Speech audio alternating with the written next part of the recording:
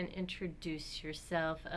First and last name, the school we're at today, and the grade you taught, and what type of math. Okay. Whenever you're ready, go for it. My name is Katie Kempski. I'm a third grade teacher at Peterson Elementary School.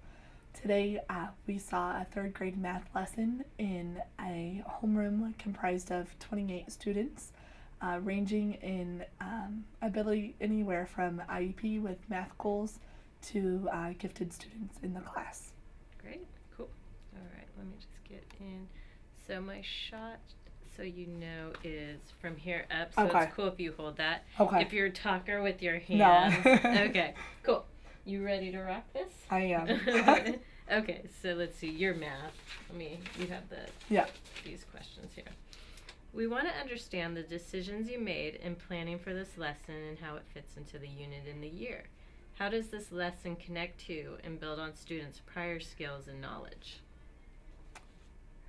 This lesson came at the culmination of our study of multiplication and division. The students were learning about the various properties of multiplication, including the commutative and the associative property. Today's transfer task encouraged the students to apply what they've been learning about the properties of multiplication and demonstrate their understanding in a real-world example. This unit comes mid-year for our district within our curriculum, and it comes after units on addition and subtraction and building on the foundational skills in regards to operational understandings. Good. And talk about the standards or cluster targeted in this lesson. What did you do to make the lesson reflect the full intent of that standard or cluster? Today's lesson really focused on students interpreting the products of whole numbers and applying their understanding of multiplication and their number sense and operation reasoning. They were applying the strategies of multiplication to solve for the picnic items to ensure that they had enough of each of the quantities for each of the 42 students in attendance at the picnic, and also to be sure that they had enough seats for everyone within attending the picnic as well. Sorry. You want me to repeat Yes. the question? Sure, no problem. Talk about the standards or cluster targeted in this lesson. What did you do to make the lesson reflect the full intent of that standard or cluster? Students were also interpreting the remainders of their whole numbers and making sense of times when they needed to purchase another package of that particular picnic item to ensure that they had enough, or to add another table to their arrangement to ensure that there were enough seats for each of their students as well. Which of the core action indicators do you think this lesson best exemplified, and how did you plan for this? This lesson best exemplified core actions 1 and 2. I planned for a lot of opportunities for students to explain their reasoning and thought process, to have the opportunities to have dialogue with one another and explain their thinking, both orally and in writing as well. Student engagement is, let's go to the shifts. We're interested in how the shifts required by the CCSS are being incorporated into your classroom. Discuss how this lesson illustrates the shifts required by the CCSS. The rigor shift of CCSS is really demonstrated in this lesson. Previously, we didn't require students to really explain their thought process and reasoning, and today's lesson really demonstrates that the students needed to think and to explain in words and in writing what they did and why they did it. How did you teach the content of this lesson prior to the CCSS? What's the same and what's different? Prior to Common Core state standards, multiplication and division were taught as separate units, and students weren't necessarily given the opportunities to see the relationships within each.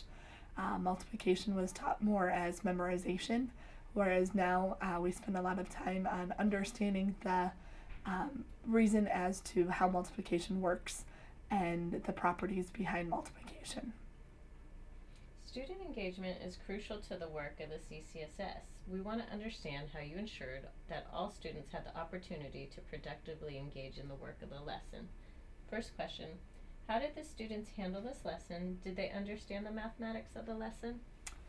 Cooperative learning is essential to education today. Especially with large class sizes, it's important to keep kids engaged.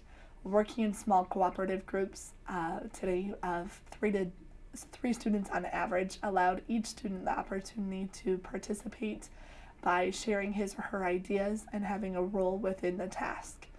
It's imperative that students are given the opportunity to participate and held accountable for their participation. By going around the classroom today to check in with each of the groups, I was able to individually ask each of the students particular questions to hold them accountable for their learning, and to also have the opportunity for them to explain to me their role within the task and their thought process as well. Doing good. Explain how you differentiated this lesson. Did all students have opportunities to work on grade level content? If all students did not have the opportunity, explain why. Today, all students were working on the grade level content. The lesson was differentiated by the number of the quantities of each items in the particular package for their picnic item or supply. Some of my higher level students had quantities that they needed to purchase more of, so they were multiplying with larger numbers and factors. Other students who maybe struggle a little bit more with math had quantities that were easily multiplied into 42. So their multiplication, their factors were easier numbers to work with, multiples of 5 and 10, for example, and allowed them to access the grade level curriculum and still participate within their group. Which behaviors from Correction 3 did the students best exemplify in this lesson? Skip. I'm sorry. Yeah, no I didn't bring worries. that in right now. Let's see here. Let's go to great. Okay. Would you like to comment on any of the students' work today? I was particularly impressed with several of the students and how they were using the associative property of multiplication. They were using parentheses to group their table arrangements within their number models. I was also impressed with how some of the students said that they divided first to find the unknown factor. Understanding that relationship between multiplication and division is essential, and I was really pleased that some of the students were applying their understanding of division as it's related to multiplication. Great instructors are continuously learning. We want to understand what you celebrate in this lesson, what you would improve upon. Reflecting on the lesson, what worked particularly well and what might you do differently?